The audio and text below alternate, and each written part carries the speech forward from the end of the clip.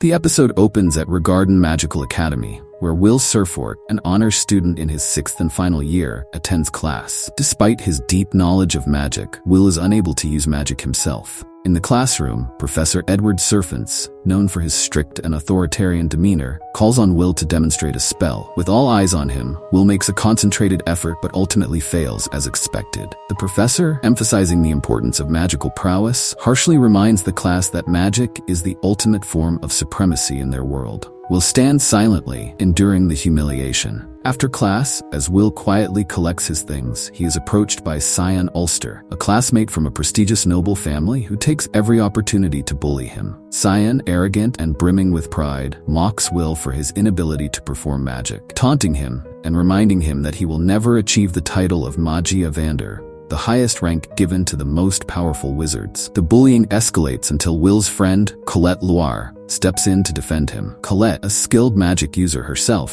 stands her ground against Sion, causing him to back off, though not without one final smug remark. Later, as Will walks through the academy, he reflects on the promise he made to his childhood friend, who, unlike him, went on to become the youngest Magia Vander in history.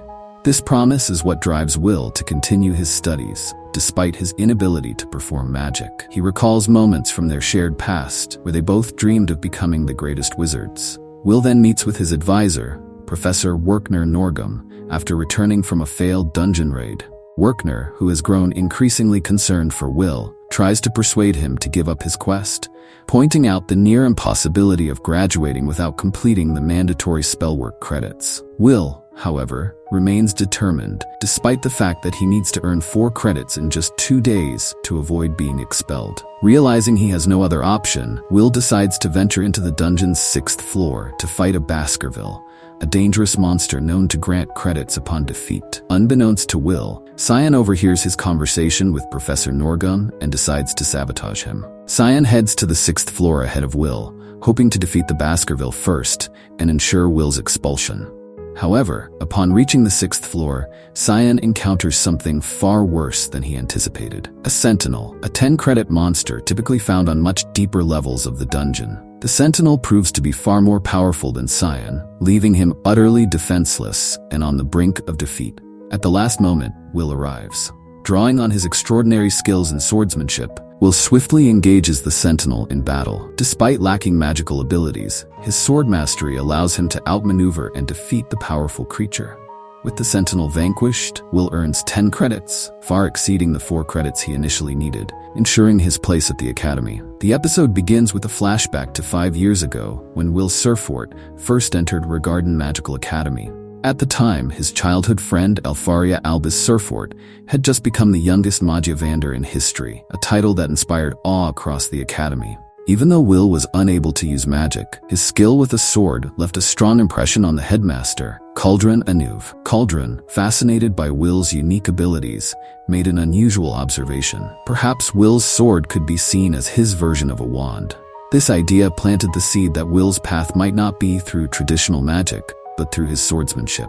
Returning to the present, Professor Werkner Norgum delivers a lecture explaining the importance of ascending the tower in their magical world. The next step to becoming a Magia Vander is to advance to the Upper Institute, which can be achieved in 2 ways: inventing a new form of magic, or earning a large number of credits by defeating monsters and completing challenges. While most students opt for the conventional credit-earning route, Werkner suggests that Will's only realistic option is to invent a new magic, given his inability to perform any known spells. After the lecture, as Will walks through the academy halls, he encounters Cyan Ulster again. Still angry about being shown up by Will in the previous episode, Cyan lashes out, expressing his frustration over Will's defeat of the Sentinel. He sneers at Will, venting his anger, but Will remains calm, choosing to ignore Cyan's provocations. Meanwhile, Professor Edward Surfin, who still believes that magic supremacy is the only path to success, confronts Headmaster Cauldron. Edward demands that Will be expelled from the academy, arguing that his failure to perform even basic spellwork is unacceptable, despite his impressive results in all other subjects. After some consideration, Cauldron agrees to expel Will, but only on one condition. Will must fail a special test, which Edward will administer himself. Later, Will is in the library studying with his friend Colette Loire. They discuss his future at the academy and the challenges he's faced thus far. Their study session is interrupted when Edward suddenly summons Will to the magic hall for the special test. The test is simple in concept but difficult in practice. Will's objective is to land a hit on Edward. However, there's a catch. Will has to do it without his sword, relying solely on his instincts and agility. Will initially struggles to fight without his sword. Edward's magical attacks create a powerful barrier that Will can't seem to break through, and Edward's confidence grows with each failed attempt. Just when it seems that Will may fail, Colette rushes in, bringing Will the sword that he had left in his locker earlier. With his sword in hand, Will's demeanor changes. He refocuses and uses his exceptional swordsmanship to slice through Edward's powerful magic. In a swift and calculated move, Will leaps into the air, aiming for Edward's blind spot from above. He manages to land a precise, light cut on Edward's face, fulfilling the test's requirement and passing with flying colors. Edward, despite his pride, is forced to acknowledge Will's victory, albeit begrudgingly. The episode begins with Will Surfin revealing a sentimental piece of his past. The goggles he wears when fighting are not just a practical tool, but a cherished gift from his childhood friend, Elfaria. She gave them to him as a parting gift when she graduated from the academy, symbolizing their close bond and her belief in him, even though he couldn't use magic.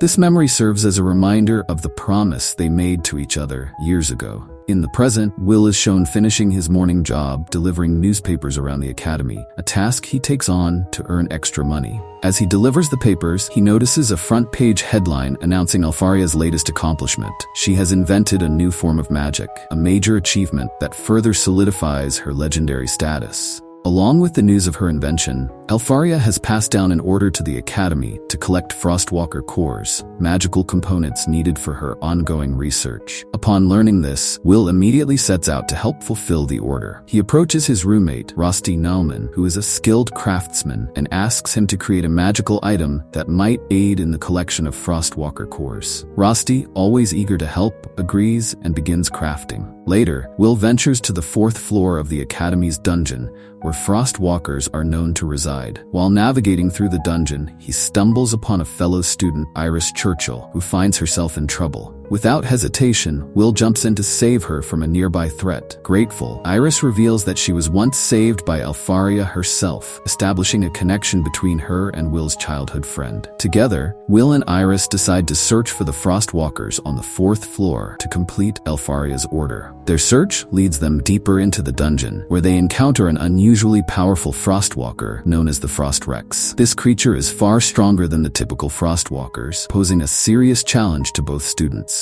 However, Will's vast knowledge of monsters and his expert swordsmanship give him the upper hand. He strategically ties up the Frost Rex, using his battle experience to control the situation. To finish the job, Will uses the explosives that Rusty had crafted earlier. Carefully planting the explosives in the right spots, Will detonates them, successfully defeating the Frost Rex and securing its core. This victory further proves his strength even without the use of magic, much to Iris's surprise and admiration. As the battle concludes, a surprising twist is revealed. Iris Churchill is not just an ordinary student. She is, in fact, Iris X, Stella Maris, a secret watcher sent by Elfaria herself to keep an eye on Will's progress. Her mission was to observe him and report back to the Magiavander Council. She contacts the Magiavander and provides a recommendation for Will, suggesting that he should be considered for a position in the Tower, a significant role in their world's magical hierarchy. With the fated day drawing near, Iris believes that Will's potential deserves recognition. However, not everyone agrees with her assessment. The Magiavander Council, composed of the most powerful wizards, objects to the idea of giving Will a tower position, especially since he lacks any magical ability. They express skepticism about his future and decide to postpone their decision. With the Grand Festival approaching, the council chooses to hold off on any tower appointments until after the festival, leaving Will's fate in limbo.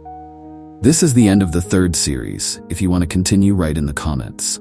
Thank you for watching.